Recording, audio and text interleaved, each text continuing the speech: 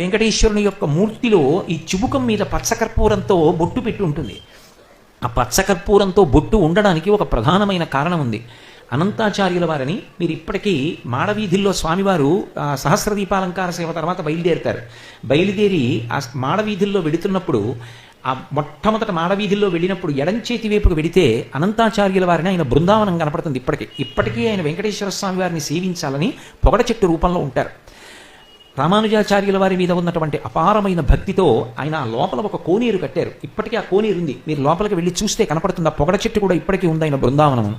ఆ అనంతాచార్యుల వారు ఒకప్పుడు వెంకటాచలానికి ఎవ్వరూ రానటువంటి సమయంలో, అంటే అంత చలి, అంత వేడి, ఆ సమయంలో అక్కడికి వచ్చి ఉండగలిగినటువంటి పరిస్థితులు లేక ఎవరు వచ్చేవారు కాదు.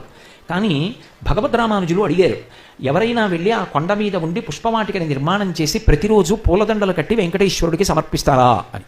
అనంతాచార్యుల వారు గురువుగారి మాట నిలబెట్టడానికి నేను వెడతాను అని బయలుదేరారు.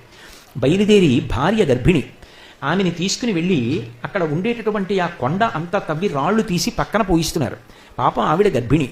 ఈ రాళ్ల తట్టలు అతి కష్టం మీద మోసుకుని వెళ్ళి దూరంగా పోసి మళ్ళీ తట్ట పట్టుకొస్తుండేది. వెంకటేశ్వర స్వామి చూశారు, అయ్యో నాకు రోజు పుష్పకైంకర్యం కోసమని గర్భిణి అయినటువంటి భార్యతో రాళ్ల తట్టలు ఎత్తిస్తున్నాడు, నేను వెళ్ళి సేవ చేస్తానని ఒక బాలుడి రూపంలో వచ్చి అడిగారు. తాత నేను పట్టుకెడతాను రాళ్ల తట్ట అని. నేను మా గురువుగారికి మాటిచ్చాను రా, నువ్వెవరు, మా ఆవిడ చేస్తుంది, నేను చేస్తాను, వెళ్ళిపోమన్నారు. పాపం ఆవిడ చెమట్లు పట్టి వెడుతుంటే చూడలేక, అమ్మ మీరు ఇక్కడ కూర్చోండి, ఆయన చూడకుండా వెనక నుంచి తట్ట పెట్టి నిండిపోయిన తట్ట పట్టుకుపోతుంటానని పిల్లవాడి రూపంలో వెంకటేశ్వర స్వామి తీసుకుపోతున్నారు. ఏమిటి గర్భిణి అయిన భార్య ఇంత తొందరగా తట్ట తీసి తట్ట పెట్టేస్తోందని అనంతాచార్యుల వారు వెనక్కి తిరిగి చూశారు. చూస్తే ఈ పిల్లవాడు కనబడ్డాడు. ఈ పిల్లవాడు తట్ట పట్టుకెళ్ళిపోతున్నాడు, వద్దన్నా మాట వినలేదని కోపం వచ్చి పట్టుకుని కొడతానని వెంటబడ్డారు. ఆయన అప్రదక్షిణంగా పరిగెత్తారు. ఆ మాడవీధుల్లో పరిగెత్తినప్పుడు అనంతాచార్యుల వారు కూడా పరిగెత్తి ఆయన ఆనందనిలయ విమానంలోకి వెళ్ళిపోతున్నాడు ఆ పిల్లాడు.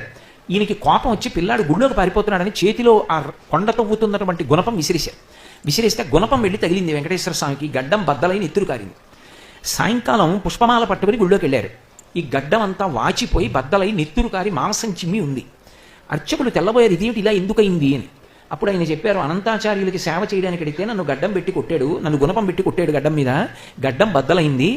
ఈ కొండ మీద నేను ఉన్నప్పుడు పరమభక్తితో ఉన్న వాళ్ళ చేతి దెబ్బలు కూడా నాకు ఆభరణాలు ఏది లోకానికి తెలియడానికి పచ్చకర్పూరపు ముద్ద పెట్టండి అని చెప్పారు.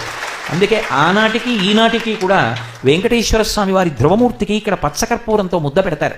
మీరు ఇప్పటికీ వెంకటాచలంలో స్వామివారి దేవాలయంలోకి రాజద్వారం దాటి ప్రవేశించగానే ఇలా తలెత్తి చూస్తే కుడి చేతి వైపు ఒక గుణపం వేలాడుతుంటుంది. అనేక భాషలలో దాని పేరు రాసి ఉంటుంది.